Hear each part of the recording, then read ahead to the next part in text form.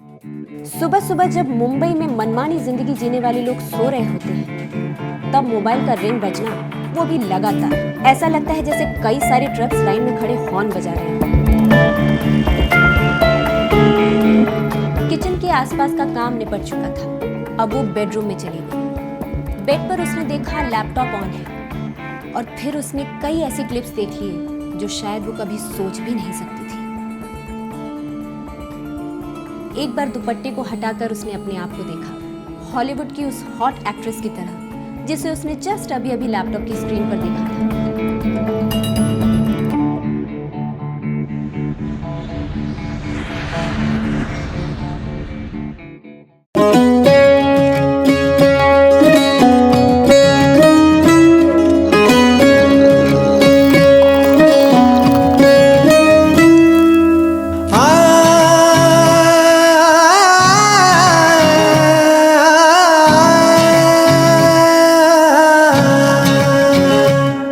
एक आँच सुलगती है जब आह भड़कती है, एक आँच सुलगती है जब आह भड़कती है। टूटता जब इश्क है रूह तड़पती है, मिटा लोगे फना होके क़यामत ऐसी लाओगे, मिटा लोगे फना होके क़यामत ऐसी लाओगे। मगर इस तमाशे से तुम क्या पाओगे, फिर सोचो जरा गुलजार कहाँ से लाओगे, गुलजार कहाँ से लाओगे, गुलजार कहाँ से लाओगे।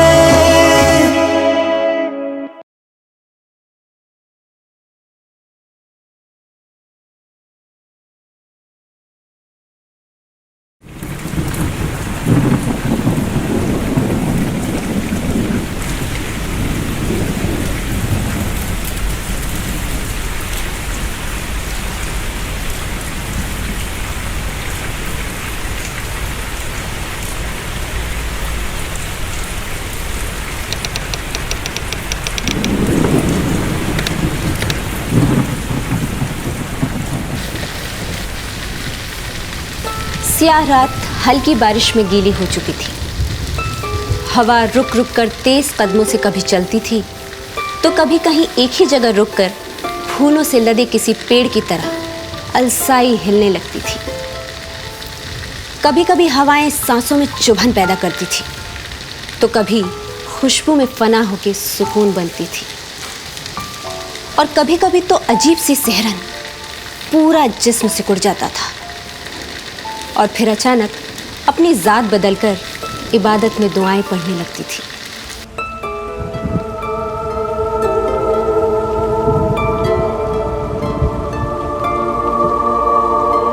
ऐसे में दीपम अभी भी सो रहा था।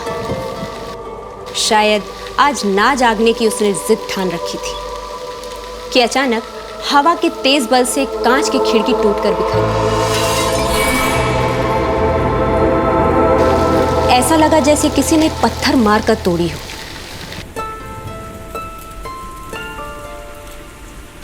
अब दीपम जाग गया था, लेकिन सांची शायद किसी खूबसूरत ख्वाब में थी, सो बस करवट बदलकर फिर सो गई। उसके बाल कुछ कंधे के पीछे थे और कुछ उसके चेहरे को ढके हुए थे।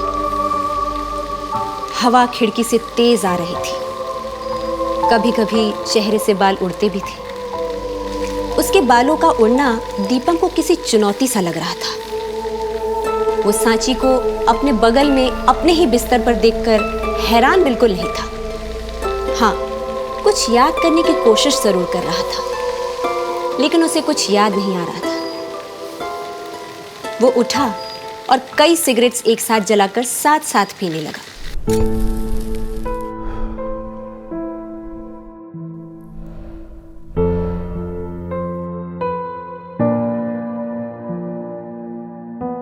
कुछ ही देर में लगभग आधा पैकेट सिगरेट उसने खाली कर दिया।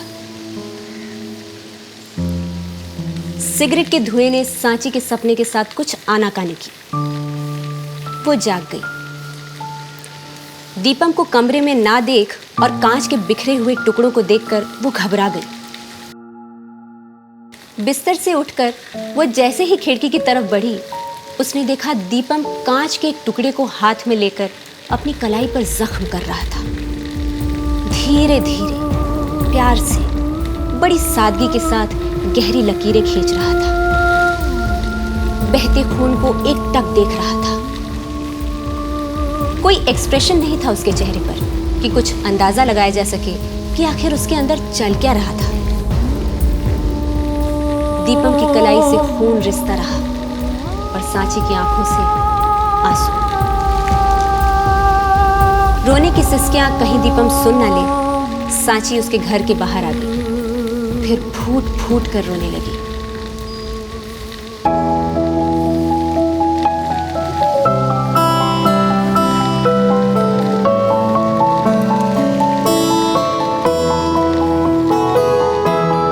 जाने आंसू क्यों बहते हैं, जाने आंसू क्यों बहते हैं, शायद दिलासा देते हैं। जाने आंसू क्यों बहते हैं, कहीं रूहें ना निकल जाए, जिंदा रहने को कहते हैं।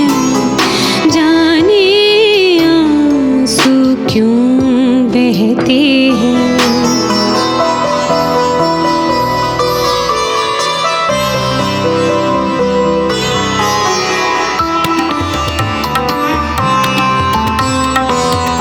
क्या छूटा जो तन्हा है, खुद से जुदा क्यों रहना है। जख्म के जलते मकानों में क्यों अरमां दिल के पलते हैं। जाने आंसू क्यों बहते हैं, शायद दिलासा देते हैं। जाने आंसू क्यों बहते हैं।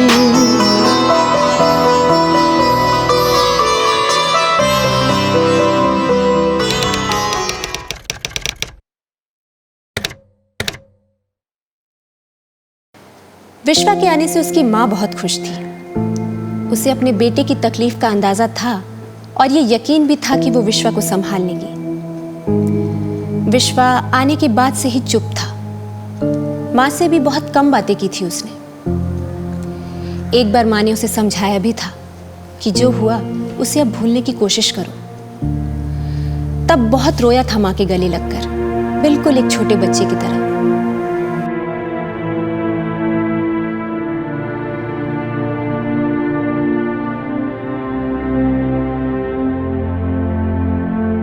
अपने पेरेंट्स के आलीशान बंगले में हर चीज को सलीके से रखा देख विश्वा को कुछ याद आ रहा था। एस्थेटिकली इस बंगले में सब कुछ बेमिसाल था। सजावट की हर चीज बड़ी आर्टिस्टिक थी।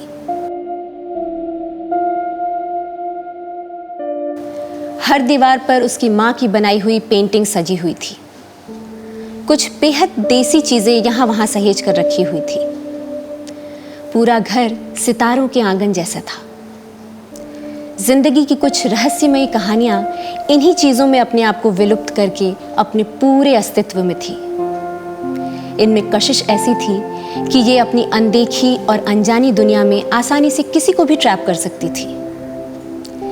लेकिन विश्वा को कोई भी चीज अट्रैक्ट नहीं कर रही थी, लिहाजा उसके लिए कुछ भी होना ना होने जैसा था। शायद इसीलिए अभी तक इस घर की तारीफ में उसने एक भी शब्द नहीं बोले थे। थोड़ी सी तारीफ शायद उसके पापा एक्सपेक्ट कर रहे थे, क्योंकि ये उनकी जिंदगी की जमा पूंजी और मेहनत की कमाई थी। इस घर का सपना विश्वा के पापा अपने बचपन के दिनों से ही देख रहे थे, क्योंकि टूटे छत और कच्ची दीवारों में उनकी आधी जिंदगी गुजरी थी। जिंदगी को बहुत गहरे एक्सपीरियंस से समझे थे शायद, इसीलिए कोई सवाल नहीं करते थे विश्वा के पापा। सब कुछ उन्हें स्वीकार था, लेकिन क्या विश्वा को सब कुछ स्वीकार था? क्या ये खूबी उसे अपने पिता से विरासत में मिली थी? ये अभी तय कर पाना मुश्किल था।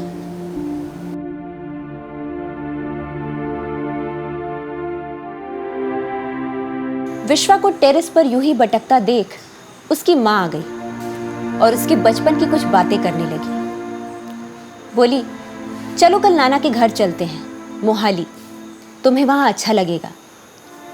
बहुत दिन हो गए, मैं और तुम्हारे पापा सोच भी रहे थे जाने को। विश्वा ने हाँ में सिर हिला दिया। ऐसा लगा जैसे वो आगे की बात सुनना ही नहीं चाहता था, इसीलिए उसने हाँ में सिर हिलाकर बात ही खत्म कर दी। कुछ देर माँ चुप रही, फिर बोली, नीति बहुत अच्छी लड़की है, बहुत सुंदर भी है, उसे भूलना आसान नहीं है। जिंदगी को रुकने मत दो बेटा, उसे बढ़ने दो। खुद को याद रखना बहुत जरूरी है। शायद कोई और ही तुम्हारा इंतजार कर रही हो।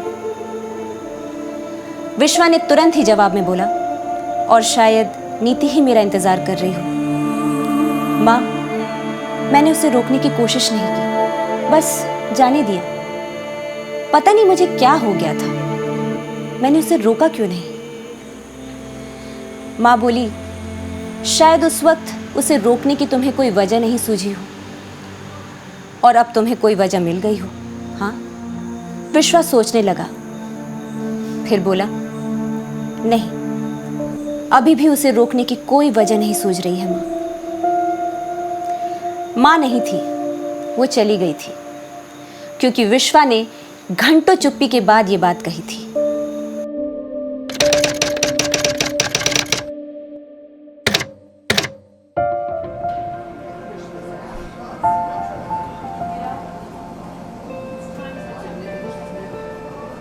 जिस रिश्ते में जिंदगी महसूस नहीं होती, उस रिश्ते में सिर्फ मौत ही रह जाती है। विश्वा और मेरा अलग होना कोई फैसला नहीं, बल्कि एक आउटकम है हमारे अपने बिलीफ का। बहुत सिंपल है, मैंने रिश्ते को मरने दिया और उसने मार दिया। नीति ये बात कॉफी हाउस में बैठकर अपनी डायरी में लिख रही थी। उसके सभी फ्रेंड्स जानते थे कि नीति अपनी जिंदगी के इंपॉर्टेंट इवेंट्स और मूव्स के बारे में जरूर लिखती है। कभी कभी अपनी डायरी के कुछ पन्नों को वो अपने दोस्तों को बड़ी दिलचस्पी से सुनाया करती थी। उसकी डायरी का कंटेंट उसके दोस्तों के लिए सबसे बेहतरीन और मीनिंगफुल टाइम पास का जरिया समझा जाता था। पर आज कॉफी हाउस में लिखते लिखते वो रोने लगी थी। आसपास बैठे कुछ लोगों ने नोटिस भी किया। नीति उठकर वॉशरूम चली गई। बहुत देर बाद जब लौटी तो उसकी आंखें लाल थी। वो अपनी पसंदीदा कॉफी का ऑर्डर दोबारा देकर इंतजार करने लगी। डायरी बैग में रख चुकी थी, सो मोबाइल पे कुछ लोगों का व्हाट्सएप प्रोफाइल और स्टेटस पढ़ने के अलावा उसे कुछ सूझ नहीं रहा था। कॉफी जब टेबल पर आ गई तब उसने अपनी एक सेल्फी क्लिक की और व्हाट्सएप प्रोफाइल पर चिपका दी।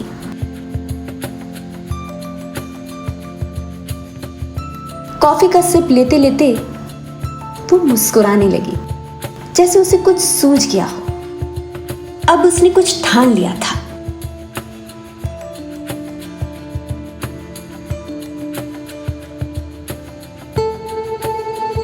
Now it was very evident on her face that she was feeling absolutely fine. Coffee का लुत्फ उसने खूब उठाया।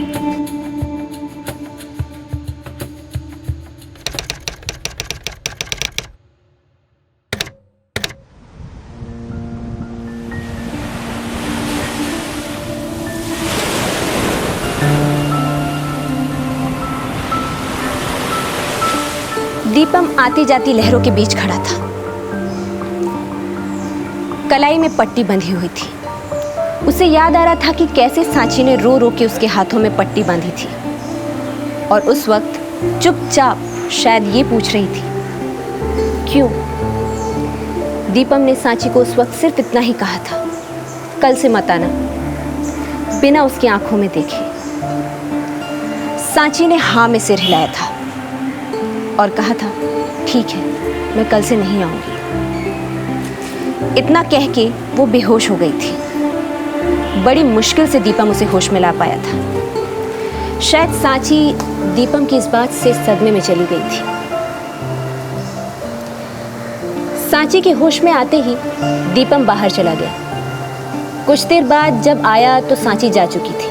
हाँ, कांच का कोई भी बिखरा टुकड़ा अब नहीं था। दीपम नंगे पांव कमरे में घूम रहा था और अपने खाली कमरे और दीवारों को देख रहा था। उसे कुछ सुनाई दिया और उसने डर के मारे अपने दोनों कान बंद कर लिए। इस वक्त लहरों के बीच खड़ा वो कान बंद किए हुए था। अंधेरा गहरा हो गया था। एक कोस्टल स्टाफ ने आवाज दी, हाई टाइड का टाइम हो चुका है, बाहर आ जाओ। दीपम भारी कदमों के साथ किनारे लौटने लगा था। ये भारीपन किसी अपराध का ही बोझ था जो उसके कंधों को भी झुकने पर मजबूर कर रहा था। लेकिन क्या दीपम को इसका एहसास था? शायद नहीं। ये दिल तोड़ने की आदत किसी ऐब को अभिमान के साथ जीने की तरह होती है शायद।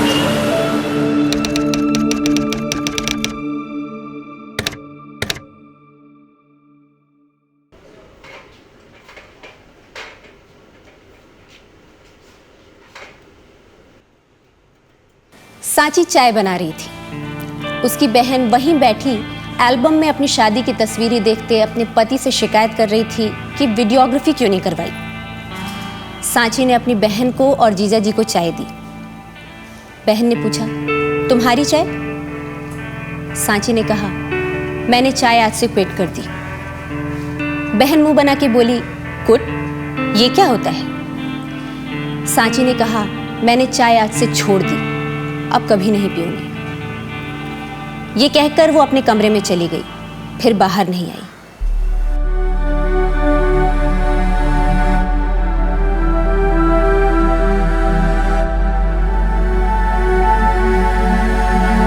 आधी रात को सांची का कमरा धुआं धुआं था, क्योंकि वो कई सिगरेट्स एक साथ जलाकर पी रही थी। आंखों से बहते आंसुओं को इस बार उसने रोकने की कोई कोशिश नहीं की।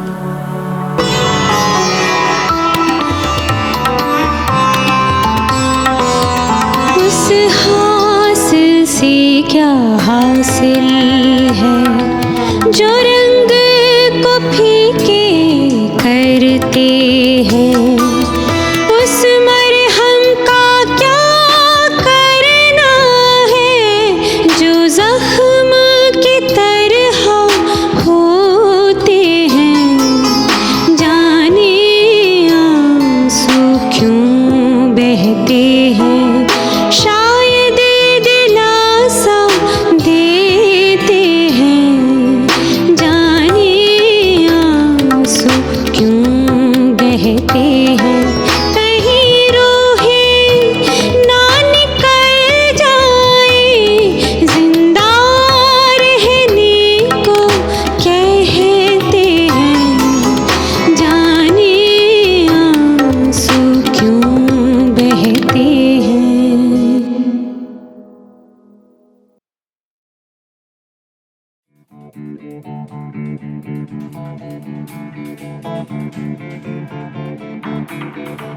तेज हवा के साथ बारिश खूब हो रही थी। दीपम की टूटी हुई खिड़की से हवा तेज आ रही थी। ऐसा लग रहा था जैसे टूटी खिड़की सीटी बजा रही हो। इसी बीच उसका वो लैंडलाइन फोन बजा जो शायद ही कभी बजता था। उसने फोन पिकअप किया, पर सिर्फ गहरी सांसें सुन सका।